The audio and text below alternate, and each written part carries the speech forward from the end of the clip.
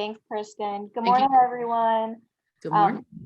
Crystal and I are excited to join you this morning. We hope y'all have had a great start to your week with CTERM. We're kind of sad we don't get to see you face to face in person this year, but we are so glad that you have joined us virtually. My name is Leslie Murphy Brown, and I am actually a secondary program specialist at the TTAC at VCU. My area of specialty is curriculum and instruction. And with me today is my colleague and partner in crime, Crystal Bell. Good morning, everybody. Similar to Leslie, I'm also a secondary program specialist with specialty in curriculum and instruction. We hope that we are able to energize this session. We know that some of these topics are definitely, how shall I say, needed, but they can get a little boring after a while. So we have worked diligently to bring you the next best thing outside of being in person. So we hope that you enjoy this session, and we just want to thank you for taking your time to invest in your practice, and we know that that's going to show up in your classes. So a couple of things we did want to share as we go through. If you have questions, please feel free to put them in the chat box as we're going along. There will be sometimes we ask you to use your reaction buttons. So if you just make sure that you know where those are, they should be on the bottom of your screen. Usually it's a little smiley face that says reaction under it. So if you just make sure you know where that is, that would be wonderful. We'll use that a little bit later. But again, if you have questions, put them in the chat box. Crystal and I will be co-teaching this in a sense. So whoever's not speaking will be monitoring the chat box. So one of us will respond to you in a timely manner. So with that, we're going to go ahead and get started.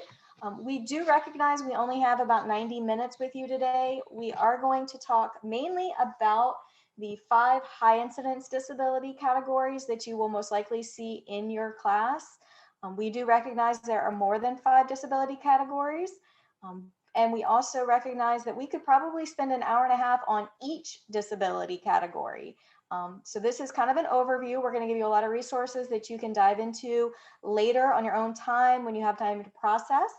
But you do have Crystal and I's contact information. So you are more than welcome to reach out to us after CTERM is over and ask us any questions that you may have. We'll also work with you to get you in contact with any of the program specialists from your local TTAC. So after our session today, we're hoping that you will leave with a greater understanding of the characteristics of high incidence disability categories and how they impact student achievement. You will have developed an awareness of our students and their individual needs as related to their disability, as well as some knowledge of practices that should be demonstrated in the co-taught classroom to help support the students with special needs. So one of the things that we want to start with is just a very quick overview of the eligibility categories. I'm not going to read those to you. You can see them on your screen, but the federal government actually identifies 12 categories, and Virginia identifies one extra one, which is developmental delay. And you can be identified in this category up to the age of 8. So when we think about Virginia, we think about these 13 categories.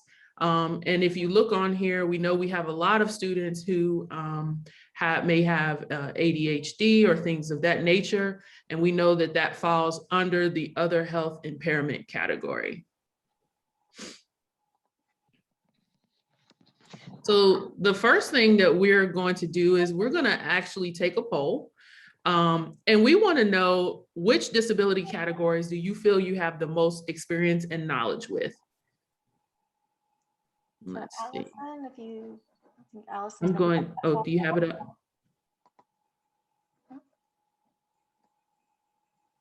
So I believe that you should see it on your screen. Awesome. There we go. Which disability categories do you have the most knowledge about or experience with? I love watching the little lines change as people answer. I was thinking the same thing. Appreciate that, Christina. We see you in the chat. And that's one thing to bring up. If there's ever a reason why you can't answer the poll, Maybe it's if you have like a Chromebook or something that doesn't allow you to do that, just put your answer in the chat. We appreciate it. Thank you, Kimberly. Kimberly and Mallory, I would agree with you as well. Melissa, I would say that's OHI.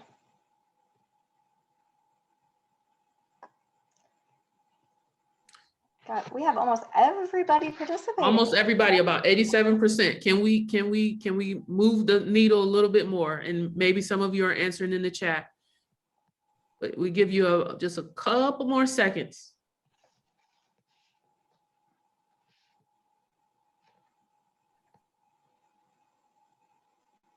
All right. All right, so let's go ahead and end the poll. And hopefully you can see the results.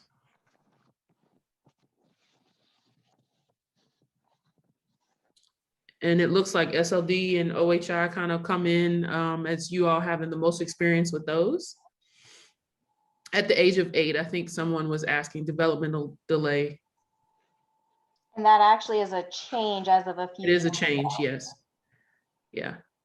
So, all right. So we're going to move right along. Okay, so we're going to try a few things. We said, we're going to try to break up a little bit of the monotony. We know some of this information you guys are familiar with. I will say I'm actually surprised by the number of individuals who said they are most comfortable with the autism spectrum disorder. That one is usually, at least one that I come across with teachers who, that's one of the ones they're least familiar with. So we're looking forward for you guys to share throughout our session today. But we're going to try a few things. And what we're going to do first is I'm going to put a picture up. I'm only going to give you about maybe 5 seconds or so, 5 to 10 seconds. And I want to ask you, what is the title of this picture? Okay. What we would like you to do is we'd like you to type the title in the chat box, but do not hit enter until we tell you to. Okay. So I'm going to pop up the picture about 5 to 10 seconds, and then I'm going to click it and it's going to go back to what is the title of the picture. What we want you to do again, put your title in the chat box, but do not hit enter until we tell you to do so. Okay. Are we ready? Everybody ready? Look at your screen. What is the title of this picture? These faces are priceless. Okay. So you just saw it briefly. Now put your title in the chat box if you haven't already done so. And in 3 seconds, I'm going to ask you to hit enter. So don't hit it. Okay, go ahead and hit enter. We have some people jumping. Yeah, I see skeleton, zombie, helter skelter. Some people said they don't know. A woman looking in the mirror and a skull, lady in a skull, the skeleton, woman looking at a reflection. I saw a boy and a girl with a skeleton, an 80s band cover. I love that. I like bad day, zoning out. Some of us might look like that at the end of a full day of virtual instruction, right? They might look like that at the end of today, but it's okay. Okay, so here is the picture. The actual title of this picture is called Vanity. Those of you who saw the lady in the picture right here, and what looks like a skull right here is actually a mirror. And she's seeing her reflection in the mirror.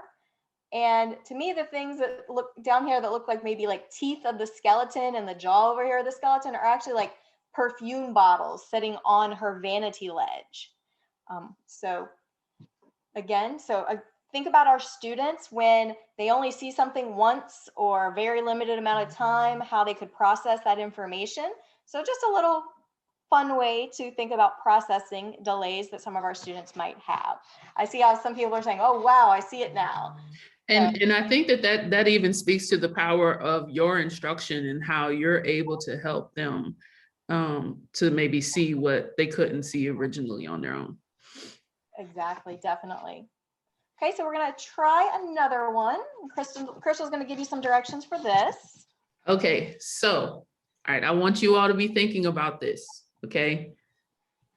We need some brave souls who will be willing to participate, but not yet. We're going to practice first, okay? So what I want you to do is I want to know who can read the words. So we're going to show you the next screen and we're going to let you quickly look at it in practice. And then I'm going to see if there's a brave soul out there who's willing to practice in front of us. Okay. So Leslie, go ahead and flash it up there. Oh, Misty. All right, Misty, you're on. All right. So I want you to practice. I'm going to give you like 15 seconds. Okay. Okay. All right. Now practice. Don't, quietly to yourself. So we have another person, we have Michaela, I believe it is, who said she would also go. So what is kind of fun that I've done in the past is we'll time you and see who can beat the other one. Add a little competition to it. All right. So here's the thing. If we might, I think we'll pick 2 people for this one and 2 for the next one. So if we don't get you this first time around, we'll get you on the next one. Mm-hmm. Okay. All right. So I saw, who did I see? Misty was Misty. perfect. Okay, Misty and Michaela, y'all are up for this one. Okay, and then for the next one, we'll do Stacy, and we need one more person. Okay. All right. So I'll where's do Misty? it. Misty, you on? I'll do it. I don't care. Who said that? Sherry? Sharice. Sharice. Okay, so Stacy and Sharice, you'll be on the next one. Okay, so first up, all right, I need Misty to unmute. I'm muted. Okay, let me pull up my timer. Okay. Leslie, unless you have yours already up. I'm ready to go. Okay. All right, Leslie's gonna time you, okay? Okay. All right, Leslie, let us know when she can go. Okay, and you're gonna read the words from left to right, Misty. Okay. The word itself, and go. Yellow, blue, orange, black, red, green, purple, yellow, red, orange, green, black, blue, red, purple, green, blue, orange. Ooh, Whoa, Misty. lightning. Woo! How many seconds, Leslie? 6.64. Woo! All right. Okay, that's gonna be tough to beat. Okay, Michaela, you ready? Ready. Okay. Ready? And go. Yellow, blue, orange, black, red, green, purple, yellow, red, orange, green, black, blue, red, purple, green, blue, orange. Oh, 4.23 seconds. Now, have you done Wow. this activity before? Okay. Y'all are impressive. Yes. Okay. I'm sure I could get one line out that fast. I can't. I couldn't. This activity is not something that I'm good at all. So y'all have blown me away. Okay. So this time around, we're going to change things up a little bit. Instead of reading the word this time, we want you to read the color. Okay. So let me see. Stacy, Yes, you ready? I'm ready. Okay. Now, before we do that, we have to be fair. We're going to show it to you first. We'll give you a couple of seconds just to look it over one more time. This time you're reading the color of the word. Are you ready, Okay. Stacy? I don't feel as confident with this one. Okay. You got it, Stacy. Come on, you can can do do this, That this. is crazy. Stacy, you got this. Okay. I'm ready. You ready? Ready. All right. Hit it, Leslie. Go. Green, red, blue, yellow, black, orange, blue, purple, green, purple, yellow, red, orange, yellow, blue, red, black, green. Woo! Good job. That's great. 14.7 seconds. Okay, 14.7. That was great, Stacy. Awesome. I would have just stopped after a while, I think. I think I just would have said, you know what? My brain is tired. Okay. Sharice, you ready? Yes and no, but let's go with it. Okay. Okay. You can do it, Sharice. You ready? All right. That And go. green, red, blue, yellow, black, orange, blue, purple, green, purple, yellow, red, orange, yellow, blue, red, black, orange. That was sick. No, 18 Sharice, seconds. honestly, What? honestly, Awesome. thank you. because that is not an easy challenge. And How people many are cheering seconds you did I on. take to do that? I messed up like 5 times. That's okay. That's okay. You got through it. So, Leslie, do you mind going to the next slide for us? Yes, putting her time. She wanted overtime. There we go. So how did you feel when asked to complete these tasks, right? These activities that we just put you through kind of represent different types of processing problems and concerns, which we know a lot of times are across a lot of different disability categories.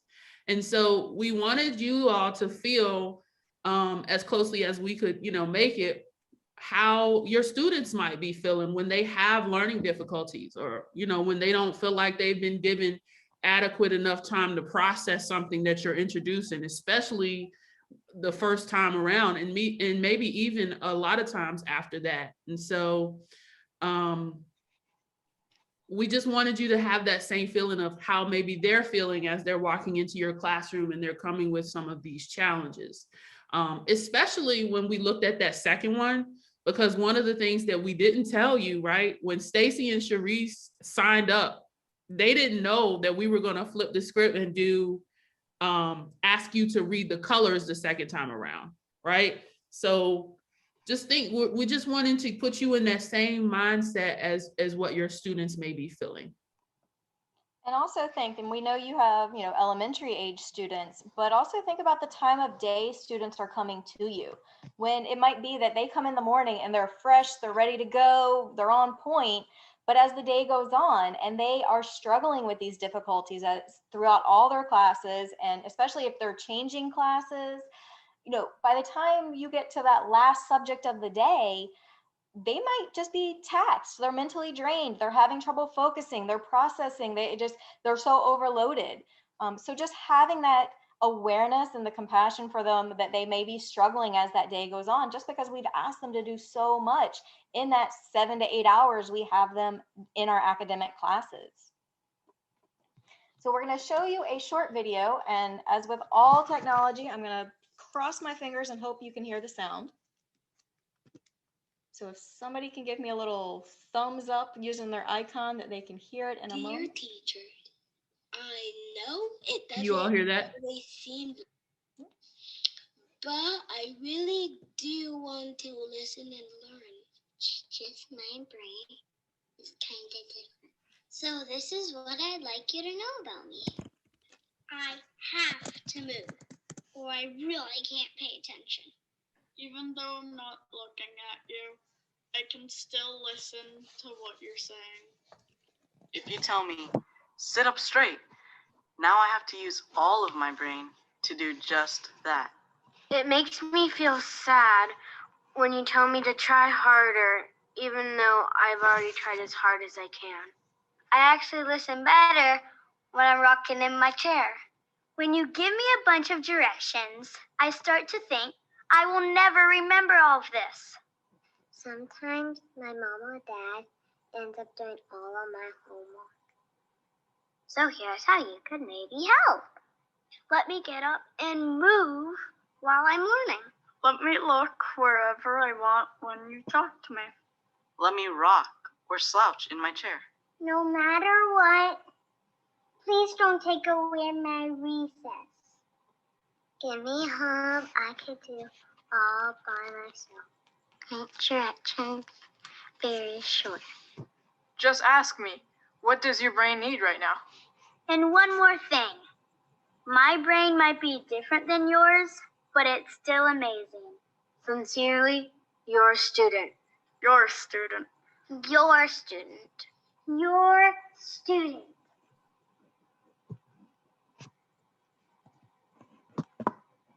If you don't feel warm and fuzzy after that, I don't know what will make you feel warm and fuzzy, but. And I think that's a great great portrayal of all the students we have in our class, and how they all bring something different to the table. Oh, Melissa, I'm so sorry we put you in tears this morning. My apologies. But we have students, and I personally know colleagues I've worked with who they just cannot handle if a student needs to get up and move around the classroom. Some teachers I coach, that's where they start off at. And we talk about how can you plan to put movement in your lesson if you have students in your class that need that. Or, if you know a student where they don't make that direct eye contact, just letting them look where they need to look. Just because they might not be looking at you, just because they might be slouching in their chair, doesn't mean they're not doing what you're asking them to do. And I really like how a couple of the students say, when you ask me to sit up straight or stop slouching or stop rocking, that takes a lot more mental energy to focus on not doing those things, which takes away from them focusing on what you're trying to teach them. So we just wanted to kind of put that in there as a precursor to what we're going to get ready and dive into. Because if we're looking at students like this, and they are students that are possibly in your classroom, you may have had some of them in your classroom this year, maybe in the past, maybe they'll be in your classroom next year. But what we really want to focus on is, regardless of what their disability is, how can we support these students in our classroom? And we know that that is SDI, which I'm sure we have all heard over and over again, right? Specially designed instruction. SDI is the heart of special education, right? It's why the student was found eligible for special education in the first place, because we are trying to make sure that we're considering what the student's challenges are and how we can help them to access that general education curriculum. One of the things that we want to, certainly highlight is special education and SDI is at no cost to the parents. It's to meet the specific and those unique needs of the student with a disability. So some of the things that it entails is adapting your content, methodology, and your delivery of instruction to address that student's needs, to make sure that they are able to access the general curriculum. And so we like to show this particular image, because if you notice at the bottom, there are some things that are available to all students, right? When we're thinking about UDL and when we're thinking about differentiated instruction, those are things that we should be doing. Those are our foundation things that we should already be doing. But then we move further up, and it's that SDI that is again at the heart of why our students with disabilities receive services and have an IEP, because we're trying to figure out ways that work for them so that they can also access that general curriculum. So when we talk about specially designed instruction, we may be looking at how we're adapting content, instructional delivery, and/or methodology, as Crystal mentioned from the regulations. Any of this adaptation can take place in whatever's deemed as the least restrictive environment. So here in the middle, you see what those least restrictive environments could be. So it doesn't matter what the least restrictive environment is, specially designed instruction can take place there. And the reason that we need to make sure we are providing that specially designed instruction is because our goal is to provide access to the general education curriculum. These are students that are still going to be assessed on that general education curriculum. They are not receiving a modified curriculum. So we need to make sure that we are providing the supports in place that they need so that they can be successful. And so one of the things that we want to make sure that is crystal clear is that when we talk about specially designed instruction, it is actual instruction, right? It is teaching. It's not just necessarily giving them a note-taking form or some other type of graphic organizer. It is actually teaching the note-taking strategies or modeling think aloud strategies, right? So we have to remember that that SDI is what we are doing, right? It's not just what we're giving them. It's actually what we're doing to teach something about that, to how to use it. So we just want to make that clear. And so we've, outlined quite a few examples here, right? If you notice, all of them are involved with some type of action. You're teaching something, you're modeling something, things of that nature. And one thing we would note is look at the goals in your students' IEPs and their plot and see what is their goal. What are they looking to achieve by the end of the academic year? And that's going to help guide you in what type of specially designed instruction that they might need. If you're a general education teacher with us today, please reach out to your co-teacher, your special education teacher, student's case manager, and work with them so that the two of you can be on the same page as to what is that specially designed instruction that they need. We did want to point out a couple of key things, because oftentimes individuals think of differentiation as a form of specially designed instruction. However, it really is not. Specially designed instruction isn't designed, differentiation is not designed just for students with disabilities.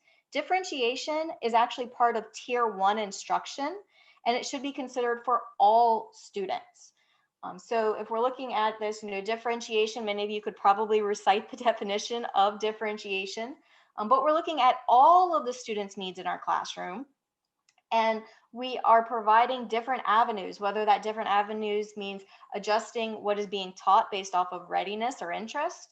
It could be the process and how it's being taught, but it could also be a product, how a student shows you what they have learned. Sometimes I get asked by teachers, well, what's the difference between process and product? They seem very similar when we start looking at examples.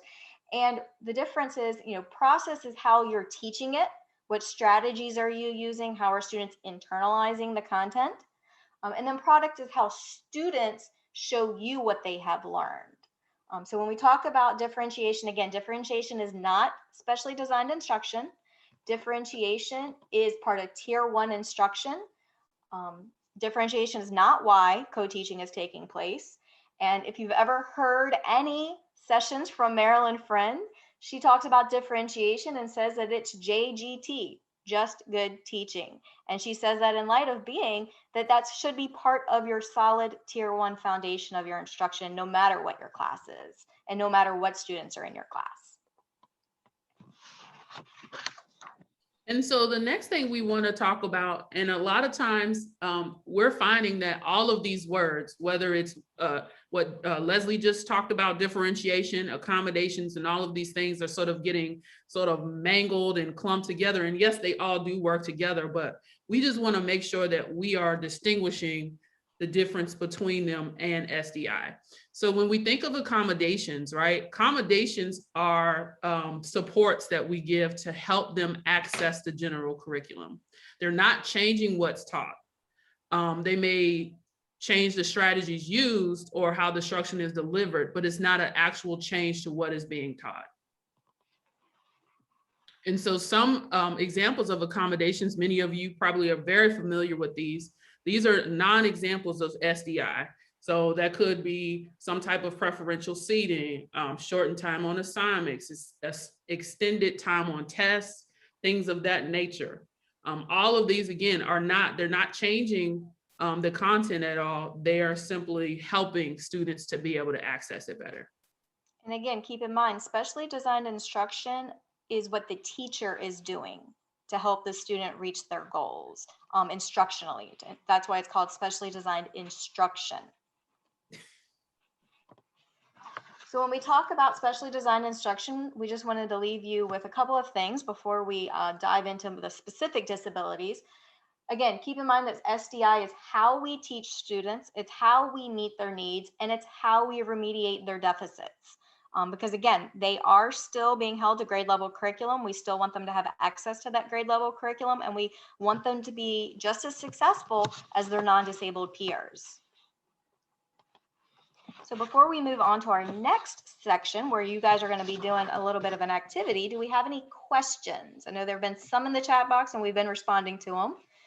Feel free to put it in the chat box, or if you want to unmute yourself, you're welcome to do that.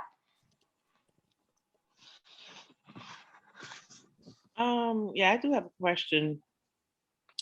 Because sometimes I think they get mixed up with the accommodation and the modification of the child's IEP. What can you elaborate more on the difference between that? So typically when we're talking about accommodations versus modifications typically are for our students who are actually not on a general education track. So these will be our students who may be doing VAP or things of that nature. This is an actual you are actually at that point changing the content. So they're not actually learning those grade level standards. It may be based on those grade level standards, but it's not actually them learning it. So when we talk about accommodations, these are supports that help students to actually reach that grade level standard, which Leslie sort of elaborated on just a few minutes ago. Do you have anything you want to add to that, Leslie? No, I just wanted to make sure that answered her question. Yeah, Thank you. You're welcome. You're welcome. Any other questions for us? And if you think of a question as we're going through, feel free to put it in the chat box and we'll respond to it. I also know that Kim Boston-Brown is still on here. I think Dr. Lee is still here, as well as Kristen Williams. So one of us will respond and get you an answer. How did the accommodations change due to the pandemic? Specifically, I was told that as long as the student was in a classroom where the teacher was teaching, obviously the teacher would be teaching, that the accommodations and the modifications were met due to the pandemic. But that didn't resonate well with me, because clearly if there was an IEP, that the student should have been working with the SPED teacher to address those needs. So does that sound accurate? Kim, Kristen, Dr. Lee, do y'all want to respond to that one? Yeah, I'm not quite sure I understand what the question is, Diana. Okay, so the question is, during the pandemic, if I had a student that was in my classroom, the student had an IEP, but the student was not, the SPED teacher never serviced the child in the classroom or outside the classroom. When I asked of my administrators the question, why is this child not being serviced? The answer was, well, as long as you're teaching in the classroom, then the IEP is being supported. So I said, is that because of the pandemic?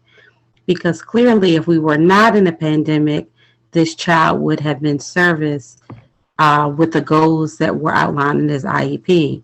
So I'm just concerned that the IEP goals were not met, but I was told that they were. Yeah, I mean, no matter whether we're in a pandemic situation or not, all students with disabilities who have an individual education plan, we are required to make sure that we are servicing, providing those services based on what's in their individual education plan. I can't speak to specifically what the situation at your school division was in terms of what you're specifically referencing, but students who have IEPs, the goals and the services that are outlined in those IEPs should be addressed in whatever setting that they're in. And I would say, I think, and it may be, that there's some digging to be done in your particular situation to see it, how, maybe it was addressed. I know some of our participants have included in the chat that some addendums and things like that may have, been put into place to kind of address some of that. Again, we don't know the specific situation, but it's never a situation where those needs shouldn't be addressed. So yeah, it might require some more digging, Diana, to see. As a general education teacher, how do you professionally advocate that the student receive their services without stepping on someone's toes, to put it nicely?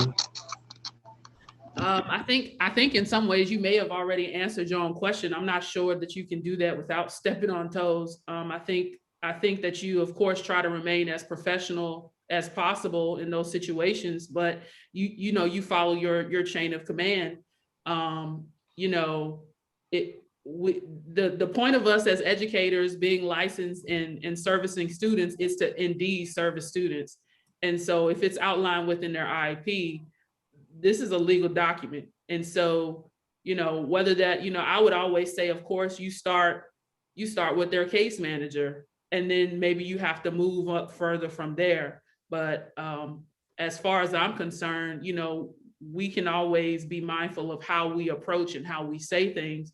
But in some cases, you can't avoid stepping on toes when it should be our business to be giving students what they need.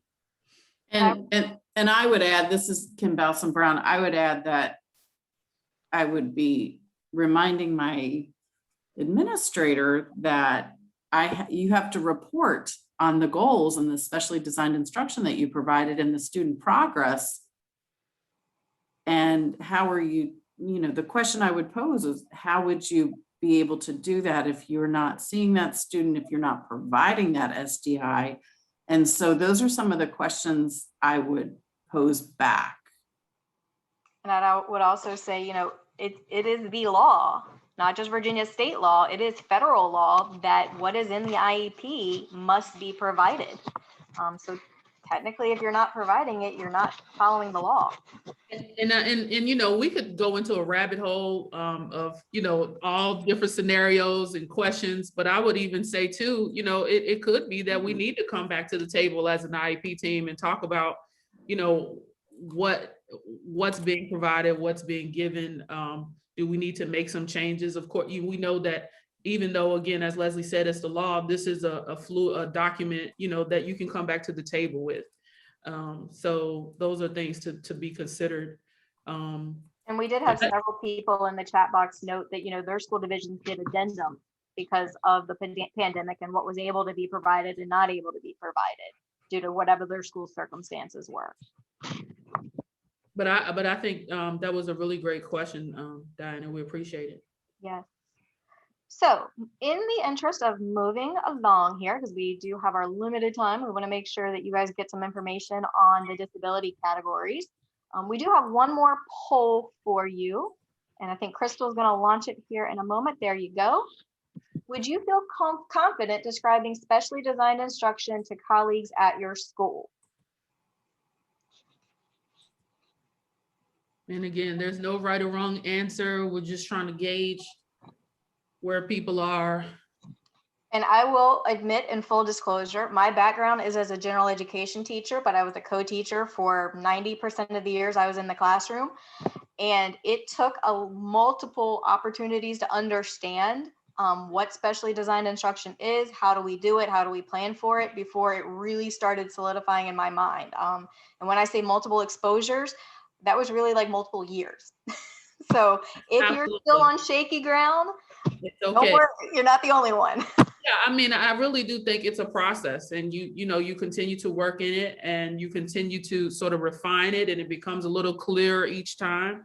So don't feel bad wherever you may fall. So we have kind of a 60-40 split. And that's definitely telling. That I think kind of reminds us that we need to continue to educate and continue to learn about SDI as much as we possibly can. Okay, so we are going to move into our activity. We're going to do a jigsaw. And for those of you that have done jigsaws in your own classroom, you kind of have a little understanding of what we're going to be doing. I will say thank you, those of you who accessed the spreadsheet we sent. And also thank you, those of you who emailed us and said, hey, I'm not on there. I got added late. We did add you if you emailed us. And I sent you an email back this morning letting you know that. But we gave you a disability category because we know some people like to read ahead of time. And there was a one-page fact sheet. We wanted you to be able to read it, process it if you wanted that opportunity. If not, you're going to have the opportunity here in a minute to do so. But what we're going to do is, in a minute, we're going to explore those 5 high incidence disability categories. And these are the ones that you're most likely going to see in your general ed or your co-taught classroom. We know that there are some other ones that you may see, but again, we're going with the 5 most common high incidence ones. Again, we could dive into all 13, but unfortunately, we don't have the time to do that today. So in a minute, we're going to put up the breakout rooms, and you're going to select whatever breakout room number was on that first tab in the spreadsheet. And Crystal's going to be putting some links in the chat box here in a few minutes. And so if you you need to go to that spreadsheet. You'll have that there.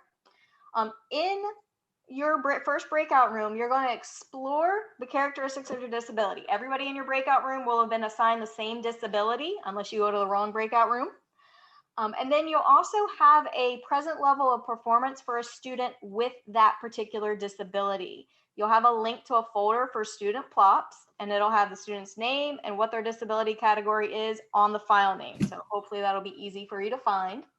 Once you read through that information, we want you to consider what types of specially designed instruction, accommodations, and or instructional strategies would be appropriate for a student with that identified disability and would support the information that is in their present level of performance. You're going to have a link to a Jamboard that in your breakout room, you're going to go to the Jamboard that says breakout room, whatever your breakout room number is, open that Jamboard and you can add to it. And then what I would suggest is everybody in your group open that Jamboard, because when we bring you back, you're going to be jigsawed. So you're going to be people with other disabilities, and you're going to want to be able to find that Jamboard so you can share out in that second breakout room. When we bring you back together, we'll talk about part 3 a little more in depth and give you some more information before we get in there. Oh, I did that. So these are the resources that you're going to have links to. And again, if you look in the chat box, Crystal is populating that chat box with a ton of information. And so I'm trying not to overwhelm anyone. Okay, so right now I have 3 links in the chat. Unmute yourself, or if you want to drop it in the chat box.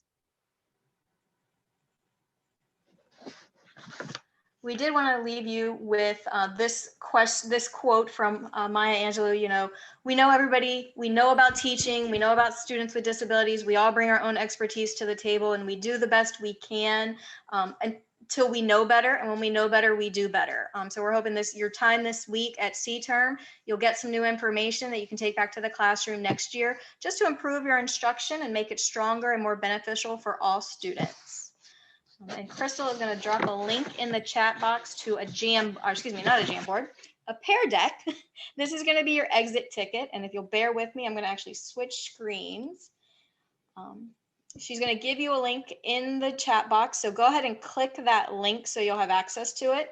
And this is what your screen will look like.